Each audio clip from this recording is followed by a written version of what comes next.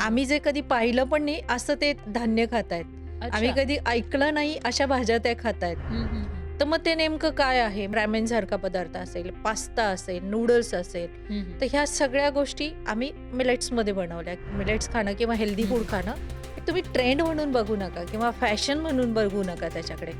तर ती तुमची गरज आहे. जंक फूडचे $1,000,000 कमावतात ते. करेक्ट. पण मिलेट्स पासून जे बिझनेस ऑब्व्हियसली करोडो कमावतात किंवा चांगली कमाई करतात, पण कंपॅरेटिव्हली कुठेतरी कमी आहे. शेतकरी शेतात का पिकवतो? जे मार्केटमध्ये विकलं जातं. खरं. बाजारात ज्याची डिमांड आहे तो पिकवतो. म्हणून आपल्या ताटात असेल तर शेतात येईल. त्यातूनच ह्या सगळ्या मला वाटतं कळसुबाई मिलेट्सची पायाभरणी ह्या सगळ्या गोष्टींमधून झाली. 2013ला जो प्रवास सुरू झाला तेव्हा खरं मिलेट शब्दही लोकांना माहीत नव्हता.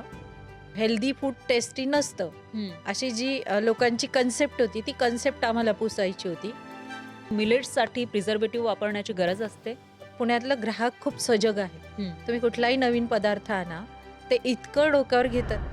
मिलेट्स पासून बनलेले हे जे पदार्थ आहेत ते महाग असतात असं नाही म्हणता येणार. ग्रामीण सुद्धा लोक, शेतकऱ्याची सुद्धा लाईफस्टाईल खूप फास्ट झाली. खूप अतिकाम, धावपळ या सगळ्या ह्याच्यामध्ये जे बेस्ट फूड आहे आपल्या सगळ्यांसाठी तर ते मिलेट्स आहे. हे आता प्रूव्ह झालंय. आपली जीन बँक आहे मिलेट्सची. त्याच्यामध्ये 40,000 जर्मप्लाझ्मा सेवे, 40,000 व्हरायटीचे, फक्त ज्वारीचे, मोहाचे फुलं जे आपल्या जंगलांमध्ये येतात आणि ते खूप पौष्टिक आहे पुन्हा आणि त्याला एक सुंदर फ्लेवर असतो. मग आम्ही त्याची चिक्की बनवली, त्याच्यामध्ये मोहाची फुलं वापरले.